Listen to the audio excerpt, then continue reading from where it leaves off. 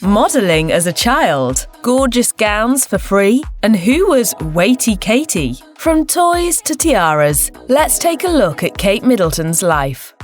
Kate Middleton was actually the inspiration for her parents' business. Carol and Michael Middleton launched a business called Party Pieces, which supplied all of the accessories needed to host a party. Carol told Shea Lux in February 2022, "It was my children who inspired Party Pieces. I was planning Catherine's 5th birthday party, and all I could find were some basic clown plates." Carol explained that she wanted to create something affordable for parents that was also festive and fresh to create a beautiful atmosphere at celebrations. Thanks to her and Michael's hard work, the business took off. Carol said, "Party Pieces was literally born at our kitchen table. So I suppose the big break moment came when I realised there were lots of other parents looking for more affordable and imaginative party wear." While her parents were launching a business that became a multi-million-dollar company, Kate has shared as an adult that her home life was very child-focused. She shared on the Happy Mum, Happy Baby podcast, "I had a very happy childhood. It was great fun. I'm very lucky I come from a very strong family. My parents were hugely dedicated." Kate said that her mum and dad showed up at all of her and her siblings' sports games, and that they made sure to have holidays together. Sounds like both the family finances and the family spirit were top-notch.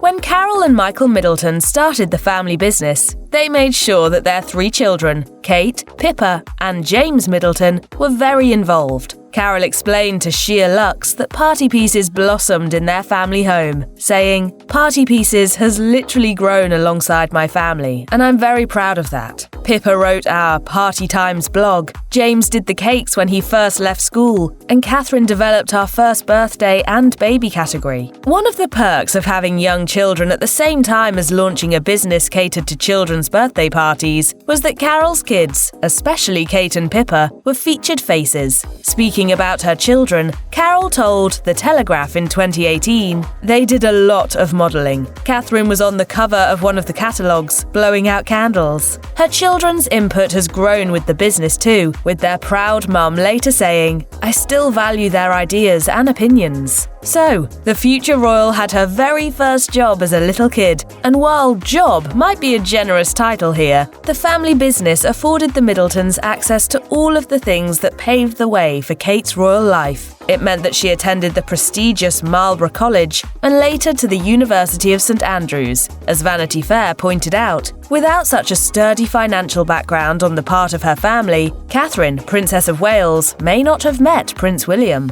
I actually went bright red when I met you and sort of scuttled off, feeling very shy about meeting you.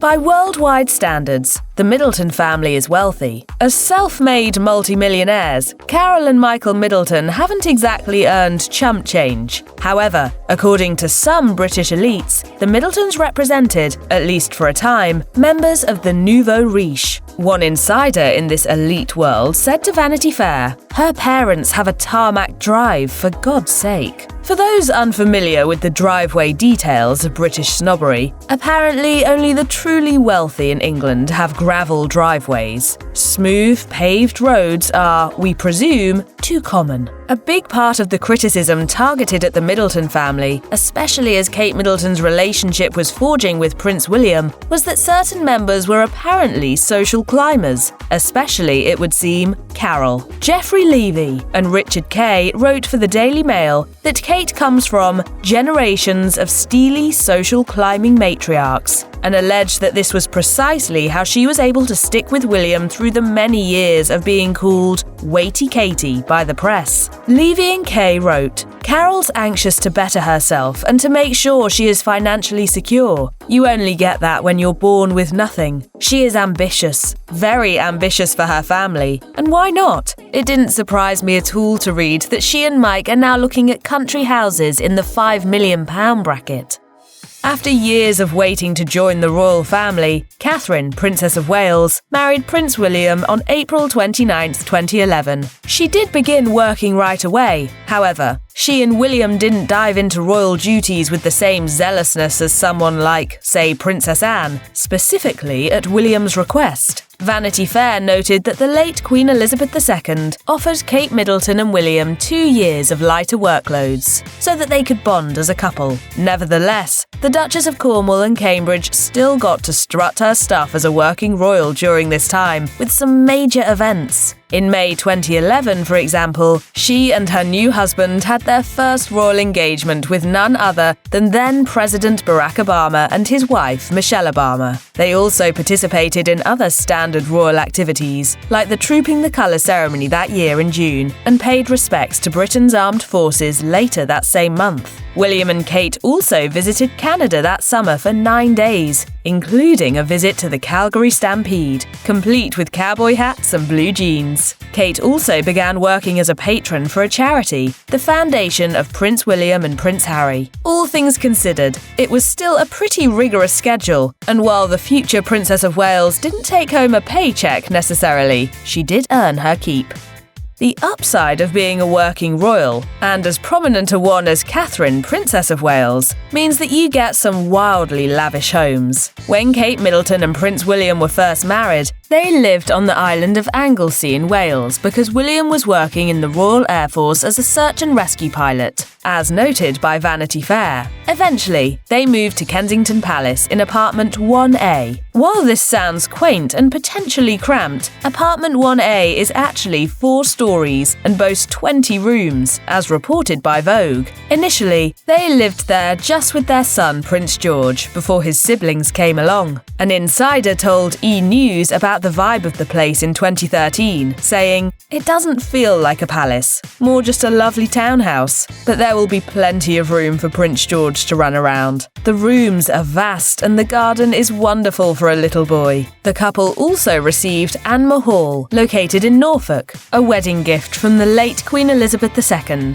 as their country home, according to People. The Waleses famously holed up there during the pandemic and waved from the front door with their 3 children. In August 2022, Hello announced that William and Kate were also gifted Adelaide Cottage in Windsor, shortly before Queen Elizabeth II died. The 4-bedroom home is smaller than their other residencies, but does offer a more rural upbringing for their children than life in London did.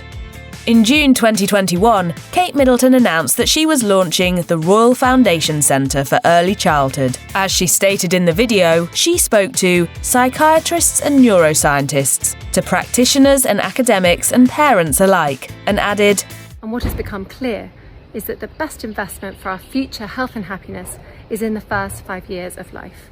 She went on to say that her goal was to raise awareness and come up with initiatives to create a society with strong mental health and a nurturing outlook. Per People, a royal aide said, "The Duchess has made the observation that the more you learn about the science of early childhood, the more you realise that this is the social equivalent to climate change, but it is not discussed with the same seriousness or strategic intent that that issue is." And some of the science behind all of it is extraordinary. Sort of 90% of our adult brain grows before the age of 5. Catherine, Princess of Wales, and William, Prince of Wales, launched their YouTube channel in May 2021. Their inaugural video got over 5 million views, and they quickly racked up more than 600,000 subscribers. While this is great news for the couple's many royal patronages and projects, like the Earthshot Prize, which awards innovative ideas for combating climate change, their blossoming online presence is also a quantifiable commodity. The Wales' potential financial clout was even noticed by content marketing agency Rise at 7. PR director Will Hobson told Forbes, "Kate and William's move to YouTube has taken the world by storm this week. But could it be a money move? Once you hit over 1,000 subscribers on YouTube, you can then monetize your content, and Kate and Wills are set to rake it in within the next 12 months. Hobson estimated that they could bring in $6.1 million from both their YouTube and Instagram accounts, thus boosting the royal couple's already impressive finances. Whether they're hoping for the financial gain or for greater online exposure, William and Kate posted the news that they were hiring a digital lead in July 2022. 2022. The job posting read, "The successful candidate will lead the strategy and management of the official social media channels of the Duke and Duchess of Cambridge, Instagram, Twitter, YouTube, Facebook." It's unclear whether the position's already been filled, but it certainly looks like these two are set to make their online presence a major undertaking.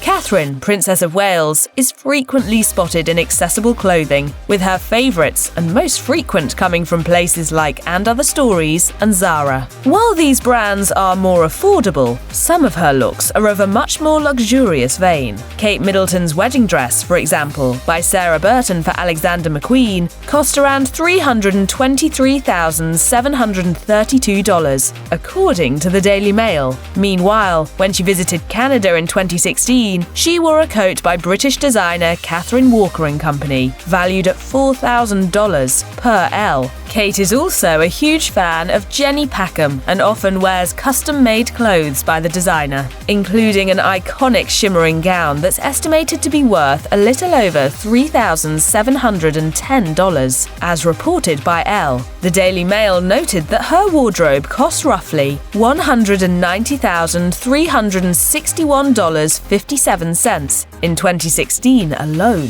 So, who's paid for all of this? As The Telegraph noted in 2018, the sum would have been paid for by King Charles III when he was still the Duke of Cornwall. The future monarch also paid for Prince Harry and Meghan Markle's wardrobes when they were still senior royals. Now that Charles is the king, however, Prince William has taken over the Duchy of Cornwall estate, according to Fortune. It seems safe to say that Kate can order all the dresses she wants, designer or otherwise.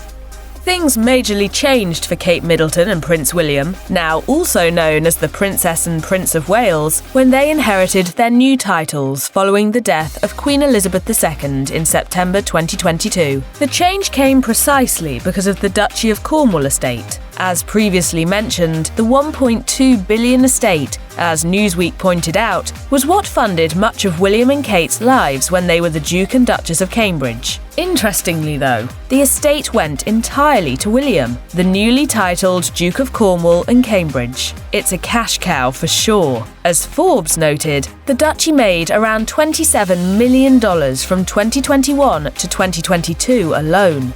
When his father became King Charles III, he became an even wealthier man overnight.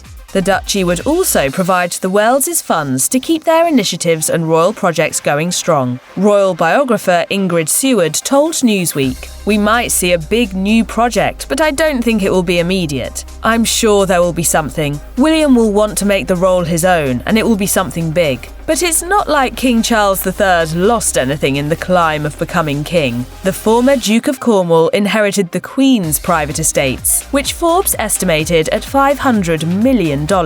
Basically, all members of the royal family are sitting pretty."